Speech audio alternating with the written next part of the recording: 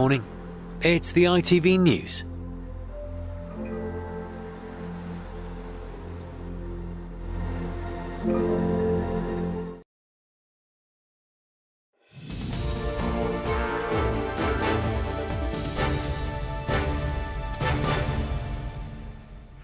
Good morning, I'm Aisha Tull.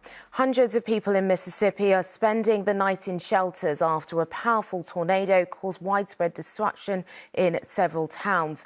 At least 25 people were killed as the storm moved across the state on Friday night.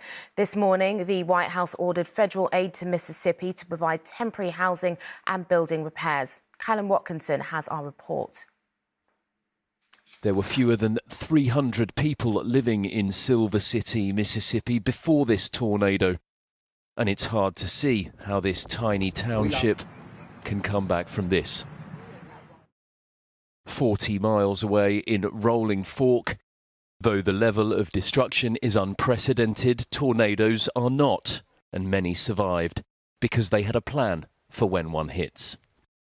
You get in the closet, you hold the closet door, or you get in the tub, put pillows over you, and to me, it was just like the longest time, but I'm sure it wasn't, but it seemed like forever until that noise stopped.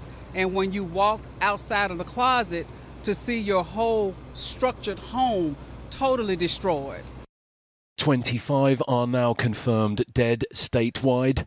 And as the spring sun lit up the scale of the cleanup task before the survivors, there was some hope.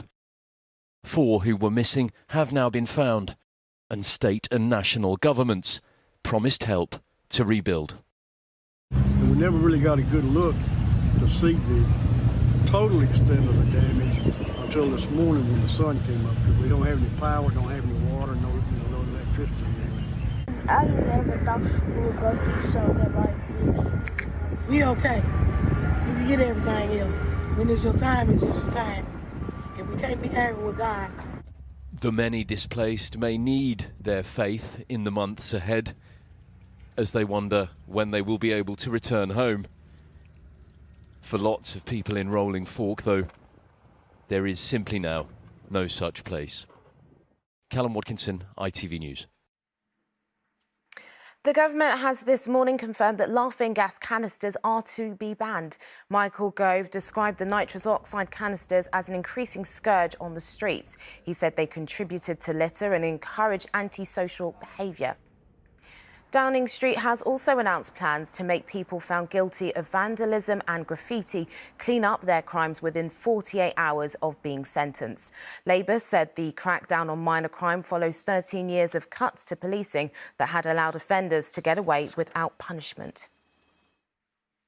Donald Trump has lashed out at what he called misconduct by investigators in his first rally since the launch of his presidential campaign. He has a number of legal threats hanging over him, including alleged hush money payments during the 2016 election campaign. He said he was the most innocent man in the history of the country. Our opponents have done everything they can to crush our spirit and to break our will, but they've failed. They've only made us stronger. And 2024 is the final battle. That's going to be the big one. If you put me back in the White House, their reign will be over. Some of the world's most iconic monuments were plunged into darkness overnight to mark Earth Hour. The global initiative organised by the World Wildlife Fund tries to highlight the threat to the planet posed by climate change. Monuments that switched off their lights for an hour included Berlin's Brandenburg Gate and the Christ the Redeemer statue in Rio de Janeiro. The funeral of one of the UK's last World War II veterans is being moved to a bigger venue after an appeal to find his friends and family led to an outpouring of people wanting to pay tribute to him. Flight Sergeant Peter Brown travelled to England from Jamaica to join the RAF in 1943. He died alone in his flat in London last year, triggering a public appeal to find living relatives to attend his funeral. The ceremony has now been postponed as so many people have said they would like to go. That's all from us for now. We'll have your next update just after 1:30. See you then. Bye-bye.